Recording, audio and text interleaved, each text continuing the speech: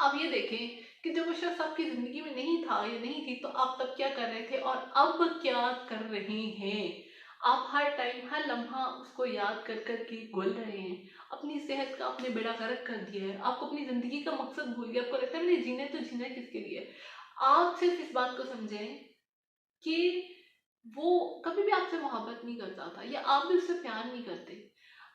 अगर मैं किसी से ये पूछूँ कि दुनिया में इंसान को सबसे ज़्यादा प्यार कौन करता है, तो आप बिला झिझक, कुछ भी सोचे बगैर एक लम्हे में ये अल्फाज़ कह देंगे कि मेरे माँ-बाप, उसके बाद मेरे बहन-भाई, मेरे दोस्त।